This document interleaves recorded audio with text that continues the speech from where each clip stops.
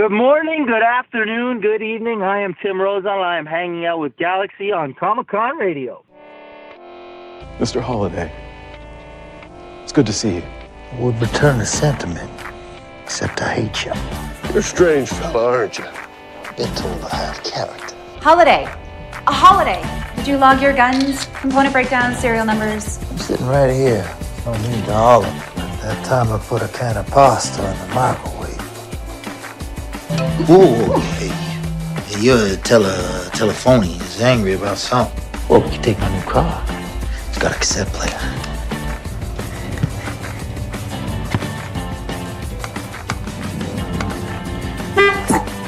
Can you teach me to use voicemail?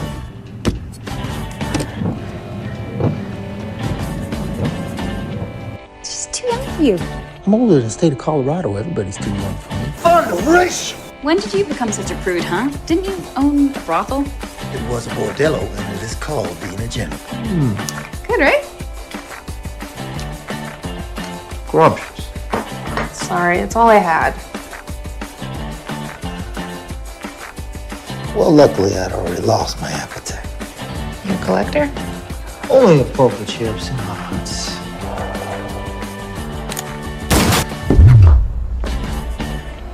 Jeremy, what in damnation? Foolish. Then again, you are the man who thinks he can pull off that mustache. Oh, hell. How do you like my mustache now? That is you! You old son of a gun! Oh, dang my mouth! It's Doc Holliday! Odd. You really are. Why would that be, Doc? Well, I really don't give a shit. He's eating my hair! Ma'am, damn, I do feel naked without it. Oh, you saw what this could do.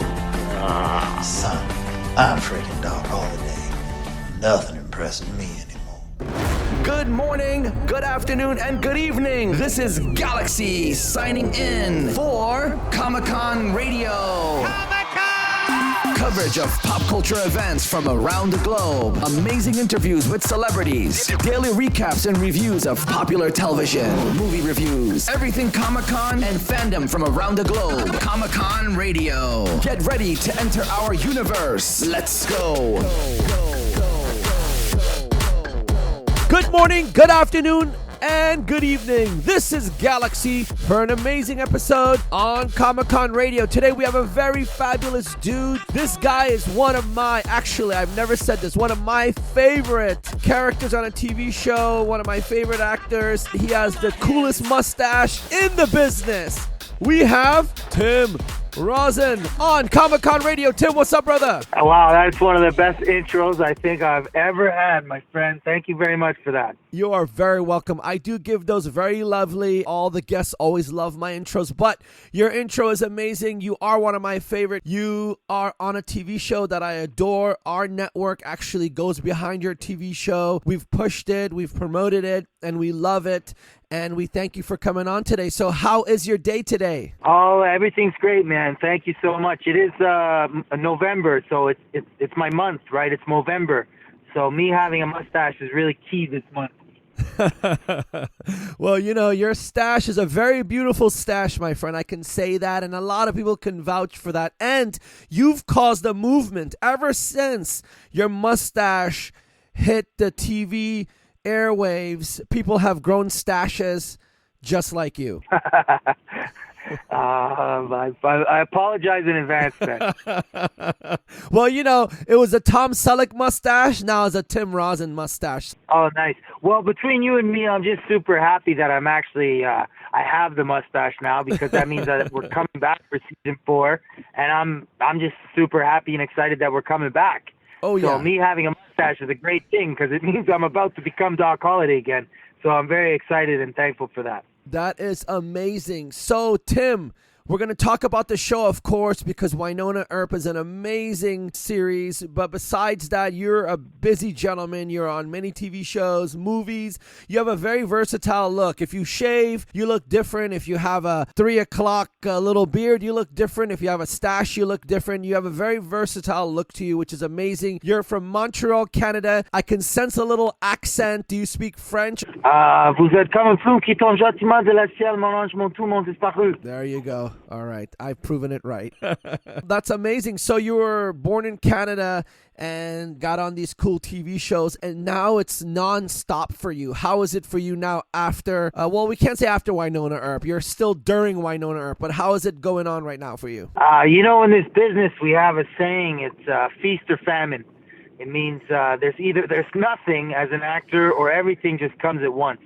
And right now is the feast, my friend, and I'm humbled, and I'm very happy that I'm feasting. It's a lot of years and a lot of hard work that I've put in to get to this point. But last year was tricky because for people who didn't know, we thought we lost Wynonna Earp last year. I wasn't sure if I was ever going to get to come back and be Doc again, or if we were getting season 4. We were told at Comic-Con that we were getting season 4 and 5, and then the news started trickling out that maybe it looked like Wynonna Earp was in trouble. So within that time, I was very fortunate enough to book another series, this new show called Vagrant Queen, based on the Vault comic book of the same name. And also within that time, I booked my first Hallmark feature opposite Candace Cameron Bure. And then during that same time, Wynonna Earp got picked up and saved, and we're coming back. And then all of a sudden, I'm on a movie and 2 different shows, and I'm trying to figure out how I'm supposed to do everything. Like I said, feast or famine. Feast or famine, and you're feasting right now. But you know what? Your look is so versatile. I saw clips of the Hallmark movie. Looks amazing. Vagrant Queen, I wanted to go over that. That's an amazing comic book. It's amazing that you're in that role. I've seen little clips. I saw some stuff. We know what's up in a lot of different things. But hey, feast it, baby. Feast it all the way. But the biggest deal was Wynonna Earp. You're also on Schitt Creek. You're also on so many other TV shows. But I think these 3 projects, the movie for the holiday season, Vagrant Queen, which is on Sci-Fi, and also Wynonna Earp, these are just amazing projects. I know it's tough because I think Vagrant Queen is going to become very popular as well. But Wynonna Earp, I think, tops it all. The Doc Holliday character, that's you. That accent, the way you are, it just fits perfect. Oh, thank you. Doc Holliday was one of those parts that I just had to have it. I knew that I was going to be really good for it, and I knew that when I did my very first reading, but I knew there's a lot of other great actors, and I knew it could go another way also. But in my heart and in my soul, that was one of those parts that I knew I would feel sad about not getting. It was such a right fit from the beginning. Luckily, it all worked out the way it was supposed to, and I get to be the cowboy. I haven't felt that way about another character, to be honest, up until Vagrant Queen, the role of Isaac. And it was another one of those ones when instantly when I read this first script or sides, the character, he was in me and I needed to play him. So I'm very, very lucky that not only am I on 2 shows, but I'm on 2 shows where I get to play a character that I really, really, really feel fortunate and love playing. You fit both well. Now, acting. I know you worked very hard. You've been in the biz for a while. You've worked your way up. I know it's not easy. And like you said, feast or famine. You're feasting now. The famine's gone. We got to throw that away. Acting, was this something that you want to do as a child, or was it something later on in life? I've done this my entire life. My first performance was Oliver Twist. I was probably 5 years old, one of the orphans in Oliver, and then I did theater throughout every level of school, from elementary to high school to here we have something called CGIP, which is kind of after high school, pre-college, and then straight into college, I took theater. I wanted to be a theater actor more than everything, so for me actually to do these television shows, I'm kind of a sellout, But the TV shows pay better than theater. Honestly, you know what? TV shows these days are shot with such high budgets. A lot of big movie stars that only were on the big screen want to be in TV shows now because TV shows are just different now, and you're rocking at a time where these TV shows has multi-million-dollar budgets and they're better than movies. I'd rather watch Wynonna Earp than any movie because I think it's just more gratifying than anything else. And now you're on Vagrant Queen and Sky's the Limits. Now your Hallmark movie, how did you land that one and why did you land that one? Why did you want to be in a Hallmark movie? Hallmark and I had been in talks before. Different opportunities had come up or chances for me to do a project, and they just kind of always fell through. Like I said, feast or famine, this project came along right at the time when Wynonna, I wasn't sure if Wynonna was coming back. I was up for Vagrant Queen, but I hadn't heard yes. I read the script, and the script was great. I always thought, I don't know if I'm Hallmark material. These people seem so perfect. And I don't know if I'm perfect. I normally kind of play these characters that are a little more wounded or broken. But I read this script, and it was such a wonderful script. It was a good story with great characters that I said, I think this is the one. It just felt right. And then when I found out Candace Cameron Bure was attached, I knew this had to be the one. I had been a huge fan of hers growing up my whole life. So it was just kind of one of those things that I said, the universe is working out exactly the way it's supposed to, and I got to go with it. So I did, and I'm really happy I did. I had a great experience on Hallmark. I can't wait to do another one, and I'm really excited. It airs this Sunday at 8 p.m., and I'm excited. Well, it airs this Sunday at 8 p.m. I know this interview is going to be out tomorrow, so they're going to have so many days to check it out. And you shouldn't say that you don't fit the Hallmark thing, man. You are a cool dude. A lot of people love you out there. I've seen the fans flock around you at Comic-Con. We're there all the time. They run in your line. They run after you. So how can you not say that? I don't think any other Hallmark star gets the kind of crazy fan followers that you have. Have you noticed your fan following getting super huge ever since Wynonna Earp? Well, I just think to be an Earper is such a special thing. I think this fandom has done more for me than I've done for them. I've learned so many things from our fandom, and I've been inspired by them so many times. Meeting fans, I almost feel like I'm getting more out of it than they are. It's a beautiful experience. The Earpers are truly special people. This year alone, what they did with the billboards in New York City to save Wynonna and showing that the underdog can win, and you can actually win in this world with kindness and acceptance is a beautiful thing. So, yeah, whatever the fans think they get from me, I'm getting doubly back from them. Nice. And, there's tons of them listening to this, so they're going to hear this and they're going to come to your page and send a lot of love to you. And yes, the billboards were amazing. When we found out that they might not bring the show back, we went behind it as well. We do that all the time. You guys are getting season 4 and 5. Here's the thing. Your show should have never been in that situation anyways. I understand how some of these TV networks work, and I chat with hundreds of people a year, and I get to hear so many things about what's going on, but Wynonna Earp should have never been in that position. But hey, let's not cry about it anymore. You got season 4, season 5, and here's the thing. I remember you playing Tommy Q, TV show Instant Star. I thought that was kind of a breakthrough for you. I agree 100%. Listen, I'm still new to social media. I've only had it 3 years. I wish social media existed back then because that show's fan base was incredible. I think that everybody would have rallied together and just formed a beautiful family. That was a beautiful experience. I learned so much working on that. We were all friends. I'm still friends with all those actors today. That was one of the best times of my life.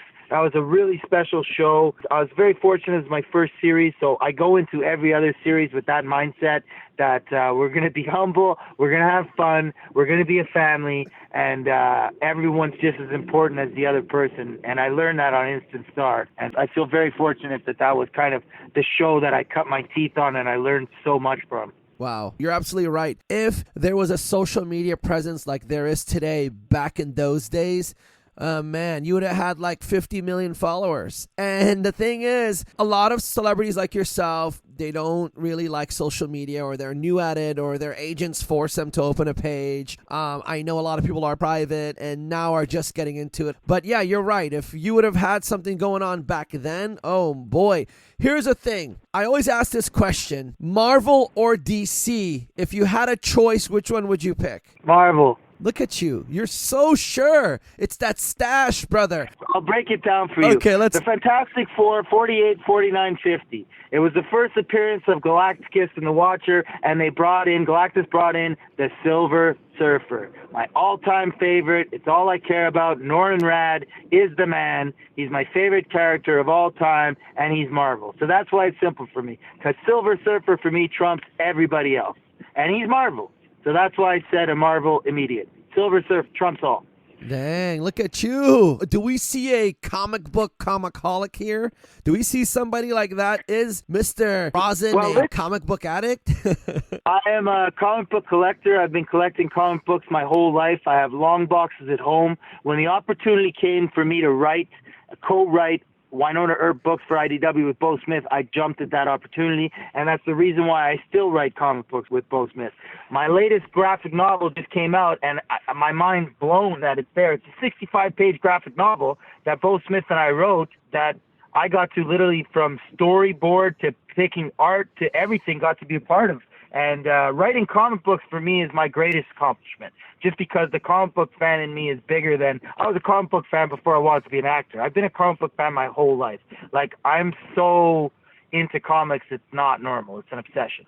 Wow, that's lovely. Well, you and me both. I'm a comic book writer as well. My new comic book is releasing soon, so that's amazing. You have your own graphic novel out. There's so much more about you. I know your true fans know already these things, but, you know, the whole world out there is getting to know more about you. Now, here's the thing. Would you be in a modern series, or would you depict one of the, you know, Western characters like Ulysses Bloodstone or Red Wolf or Blaine Colt or something like that? Would you want to be a cowboy Marvel character or a modern Marvel character? Oh, I think the way you're selling that cowboy sounds real nice. Yeah, they sound nice. Well, they're more classic, you know, the cowboy characters of the past, you know? Yeah, well, don't get me wrong either, because people know I'm a Silver Surfer fan, so they're always like, oh, if they make a Silver Surfer movie, would you like to be the Silver Surfer? And my answer is always no. I do not want to be the Silver Surfer. I like the Silver Surfer too much to know that I'm not the guy to play Norrin Radd. I want to go watch that movie, and I want to watch whoever is right for Norrin Radd be the best Silver Surfer ever, but it ain't me. So my answer is always no. I don't want to be the Silver Surfer. I don't want to wreck it. I'm too much of a fan. I want to just go enjoy it when it finally happens. You love it too much. You adore it so much that you don't want to make it yourself. But if they gave the right contract, and they pushed it the right way, and they sold it to you the right way, and then maybe they gave you a pill to forget about it after, would you take that role? No. I'll be too busy. I'll be too busy playing Doc Holliday on season 10 of Wynonna Earp. There you go. There you go, Doc Holliday. So, Doc, I know you're doing Vagrant Queen. I know you have your holiday movie. I know Wynonna Earp. What else is going on in the Rozon world? Well, like I said, look, I just got back from 5.5 months in Africa filming Vagrant Queen. So I got about 5 weeks before I leave to head out west to get back into Doc Holliday. So I'm just trying to enjoy this little window of being home and try and, you know, get back to reality of real life as opposed to the Vagrant Queen life in Africa that I've been living for the past 5 months. So I'm just trying to be home. I'm trying to relax. I'm trying to watch Netflix. I ain't doing much. I'm getting ready to start Wynonna Earp. Like I said, I'm growing the mustache. So is that mustache real, or is it put on by the special effects department? This interview is going so well, and then you insulted me in such a manner that I've never... It takes, listen, it's hilarious because everybody thinks that it's so big and so crazy, it must be fake. It's not. It takes me about 3.5 months to grow. Dang. But for me, I love that character so much that it's 100% worth it. Look, I watched Tombstone so many times as a kid. I knew Val Kilmer as Doc Holliday. That's the only Doc I knew growing up. It wasn't until later that I saw their interpretations, but growing up, it was I'm Your Huckleberry. And Val Kilmer is incredible in the role. But when I started looking at actual historic pictures of John Henry, that mustache he had was big, and Val's was not. So I said, I'm never going to be as good as Val, but I can make the mustache at least as real as Doc's was. I'll at least give him the mustache. So that's what I went for at first. I wanted to be as real as possible. So I tried to grow the mustache as Doc kind of had it back in the day. People love it, man. They even say it should have its own area code. That's what I've heard out there. Yeah. Listen, when I'm walking around Alberta, I don't love having the mustache, or walking around anywhere in real life with it. It's not my favorite. But when I'm on set with the cowboy hat and I've got the guns and I'm playing Doc Holliday, I need that mustache. Plus, it's like 5 months of filming that we're together and I'm filming a role and I'm playing a character. For me to have to sit there every day to do prosthetics and put on a fake mustache and then to do stunts and the mustache comes off during takes, and it's just not worth it. And the character's too important for me to not put in the time that it takes to grow the mustache. And don't get me wrong, I've lost other jobs because I was growing that mustache. Productions have said, hey, we'd love to have you on this show. And I said, well, the problem is I can do your show, but I can't shave. Or my character has to have a beard because I'm growing this mustache that I can't shave. And they said, no. What do you mean? We don't want a mustache. And I said, well, then I can't do your show. I apologize. So I think in the end, any sacrifice that I have made for the mustache, it's been well worth it. To get to play Doc is just too good. Also, I wanted to congratulate you. You guys just won the People's Choice Award for Best Sci-Fi Show in 2018. That's amazing. It's so lovely, man. Yeah, and that's a testament to the fans. That's a testament to this very special fandom. The Earpers are not a normal fandom. They're an incredible bunch of people. I can't overstate it, and I'm not trying to sell it. It's just a fact. And these kids fought for us. We're a little sci-fi show that, let's be honest, shouldn't have made it to the People's Choice Awards. Sci-fi shows don't really always get the recognition or love they kind of deserve, and especially not in award shows. So for us to make it to the People's Choice and then win is really something incredible. And that's just a pure testament to the fans, their devotion, and their love of the show.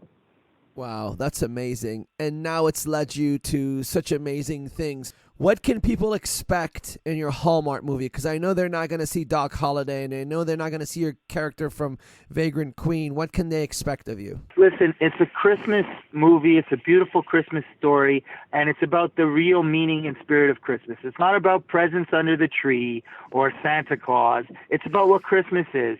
And that's family and being together, and whatever your version of a family is. It's got a beautiful message. It's about love, and it's about Christmas. That's it, Christmas. Just that word explains itself. So just expect Christmas, ladies and gentlemen, and that's all. And get ready for an amazing movie. Now, Vagrant Queen, I know we touched a little bit on it. What can you say about that? I know you can't say a lot, and I'm not going to push you because I know it's not cool to do that, but what can people expect from that? So listen, I can't give spoilers, but I can say this. It's based on a comic book by Vault Comics. Read the comic, and you're already going to have a really, really good taste of what the show's about. It's got a lot of strong, kick-ass female characters. The main lead, she's incredible. I can't give away too much of the other characters. I'll say this about my character of Isaac. He doesn't take himself as seriously as some of the other characters that I've played. I get to have a little more fun with this character for the first time in a long time. And this show is just fun.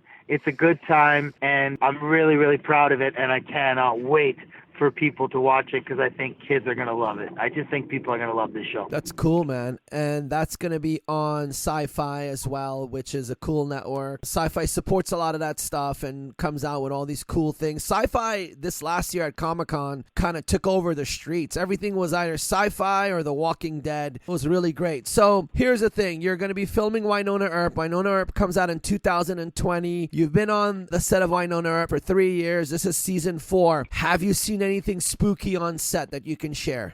I haven't seen anything yet. I haven't even got a script, man.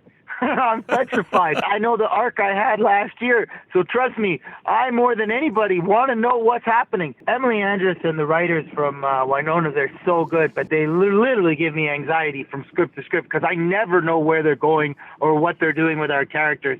And I haven't received episode 1 or 2, and we go to camera in about 5 weeks. So I would love to know what's going on. If you get any inside information, make sure you let me know. We will. Now, with that said, and you working on all these sci-fi, fandom, TV shows with ghouls and ghosts and demons and all that, does that make you believe in any of these stuff?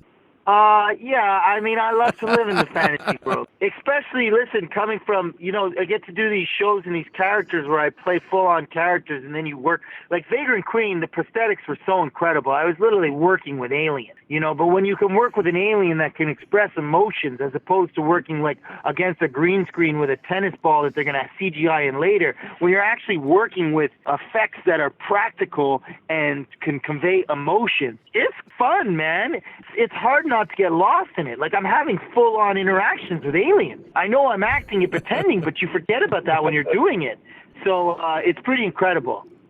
I ask those things because sometimes I have guests that come on and they share some wacky stories that they were like in some asylum or some crazy place where they filmed and they saw some stuff. They thought it was actors, but it wasn't, or they were tripping out. So it's always cool because you shoot in some cool areas, especially for Wynonna Earp. You guys are in like solidified areas where you never know where those cool ghouly stories come from. But that's cool that you shot with aliens and it looked realistic, and that's really fun that you're doing that. So can you promise us, once Wynonna Earp starts and some of the episodes are out of the way, can you promise to come back on the show later on and to share a little bit with us? Oh, 100%. It'll be my pleasure. Man, with as busy as you are and as much as going on for you, if it was anybody else, they wouldn't come on the show. They would say, okay, I'll come on later. We've had people that are like, I'm busy, I'll come on in 4 months. They came on, but you took this and you said yes. And we give you so much gratitude and we respect you so much more for that, man, because you could just be chilling, watching Netflix, but you took time out of your busy day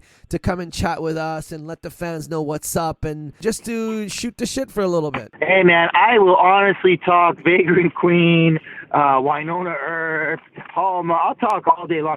Like I said, I'm really lucky to do projects that I really love, and I feel fortunate to be a part of. It's my absolute pleasure to talk about this stuff. I'll talk about comic books all day long, too.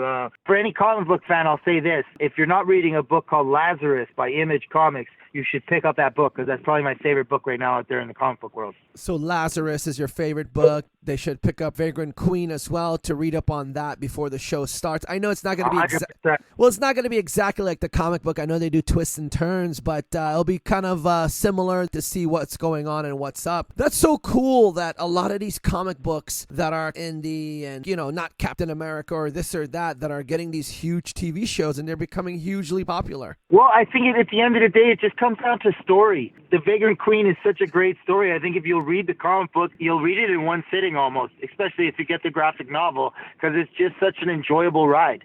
It's a fun ride to go on, and you'd be happy you took it. And when I got the scripts for Vagrant Queen, Jem Gerard, the showrunner, writer, and creator of the TV show, she's probably one of the best writers I've ever read. Her scripts are incredible. Her pilot had me right away. Pilots are very difficult to write. For people who don't know, the pilot's the first episode, because every pilot of every television show is so complex. It's so hard to get everybody. You have to introduce all the characters and try to explain your whole story and get the viewers hooked right away. It's so hard to do. The first episode of Vagrant Queen is one of the best first written pilots I've ever read in my life, acting, hands down. That's amazing. You're so energized by these comic books and you love these stories so much. I didn't know that you were such a great writer until I started looking into it, but just thought you're a great actor and, you're in one of my favorite TV shows. But there's a lot to you, man, and I think people should pick up your stuff that you recommend because they're going to love it. Yeah, me too. So, got a question for you. I know we're talking Wynonna Earp and Vagrant Queen and the Hallmark movie and all that. Gotta ask this. Your first day on set on Wynonna Earp, you landed that gig, you were on set, ready to go as Doc Holliday. When you saw everything, how did you feel when you were there your first day? Yeah, I remember the day. I remember the scene. It was Mel and I. Mel plays Wynonna at the bar, and the Bloodline Special's on the bar, and we start talking about the gun, which I know was my best friend's gun from back in the day. And it was amazing because I was in the full old-timey getup. Doc gets a little more modern as the episodes went on, but those first couple of episodes, he was still dressed in his old 1800s kind of outfit. And I was dressed as a full cowboy, and I was playing Doc Holliday. And I just remember being probably the happiest I've ever been in my life. Definitely the happiest I've ever been as an actor on that set. I'm super lucky that I got to do that scene with Mel because she's one hell of an actor. And I'll never forget that moment. And I remember the focus puller. He's the guy who stands behind the camera, and he kind of pulls focus is what he does to make sure that you're not sharp or too soft on the screen. After we did the first take, I could see him, and he gave me a thumbs up. And he came over to me after, and he says, I always loved Val Kilmer's Doc, but you just did it justice. And that was day one. And from that day, I just kind of felt okay as Doc, that I could do it.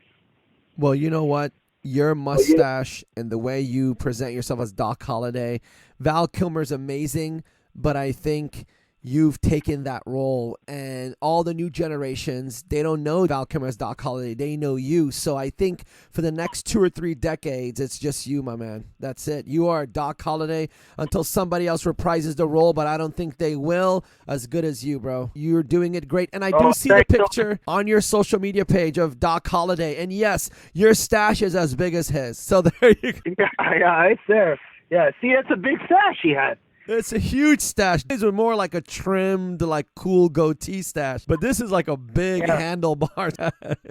Well, you know what? Every role you play, you do it amazing. We appreciate you for coming on the show. I could talk with you for hours and hours. You got so much data in that head. You're a writer. You're a comic book lover. You're an Earper. You're Doc Holliday. You're on Vagrant Queen. And ladies and gentlemen, please check Mr. Tim Rozon this Sunday on the Hallmark Channel with Candace Burr. And that's Candace Cameron Burr, if you guys forgot her from back in the day. So it's Cameron Burr for Christmas Town this Sunday. Check it out. It's going to be amazing. Check him out on Vagrant Queen. Look that up on Sci-Fi. Pick up the comic book and the season 4 of Wynonna Earp. And I know you Earpers out there listening to Comic-Con Radio. We love you guys. Tim, love you guys so much. Look at him. He just like adores you, keeps talking about you. Your social media, it's real Tim Rozon. That is correct. That's the real Tim Rozon as opposed to the fake one. Because there's a fake Tim Rozon. So guys and gals, don't go to Tim Rozon on social media. So, hey, man. Thank you so much for having me on your show. Hey, you've been lovely. And with that said, ladies and gentlemen, we're signing out from another amazing episode of Comic-Con Radio. Good morning, good afternoon, and good evening. Are you ready, Tim, to give the wonderful world a billion kisses? A billion, mazillion kisses. I'm ready. There you go. 3, 2, 1. Mwah, billion kisses to all the fans out there. Zillion kisses. Well, with that said, Tim, we're signing out. Awesome. Thank you so much, man. Peace. Peace. Good morning, good afternoon, and good evening. This is Galaxy signing out from another amazing episode of Comic-Con Radio. Tune in for your daily shows of Comic-Con Radio. Go to comiccon-radio.com. Reach us on social media, Instagram at Comic-Con Radio. Comic-Con Radio, taking the world one listener at a time. Yeah, my name is Tim Rozon. I'm a Gemini male. I like long walks on the beach. I like... That's good. That's really good.